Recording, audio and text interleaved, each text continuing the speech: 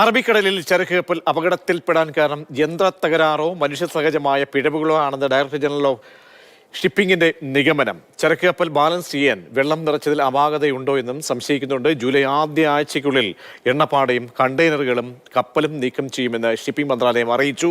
കപ്പലിന്റെ കാലാവധി കഴിഞ്ഞിട്ടില്ലെന്നും ശരിയായ റൂട്ടിലാണ് സഞ്ചരിക്കുന്നതെന്നും മന്ത്രാലയം അറിയിച്ചു. അന്താരാഷ്ട്ര മാനദണ്ഡങ്ങൾ പാലിച്ചാണ് MSC എൽസാത്രി കപ്പൽ സഞ്ചരിച്ചതെന്ന് ഷിപ്പിംഗ് മന്ത്രാലയം വ്യക്തമാക്കി.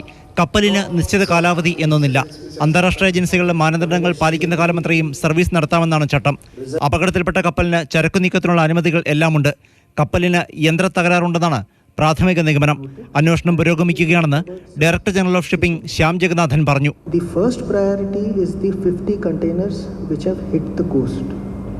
Out of this, as has been mentioned, the calcium carbide containers, the IMDG goods container, is not there in any of these 50 containers which have hit the coast.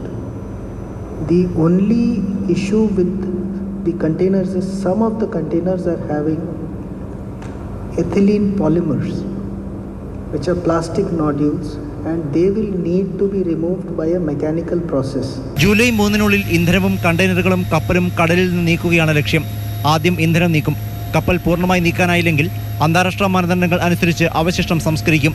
കടലിൽ ഉള്ളവയിൽ 13 കണ്ടെയ്നറുകളിലാണ് അപകടകരമായ വസ്തുക്കൾ ഉള്ളതെന്ന് ഷിപ്പിംഗ് മന്ത്രാലയ ഉദ്യോഗസ്ഥർ പറഞ്ഞു. Our preliminary inference is that it is connected with some kind of mechanical failure in the ballast management system, because it is to avoid the rolling and pitching, the heeling possibilities of the vessel. There are some technical failures in that part. That is what our preliminary assessment.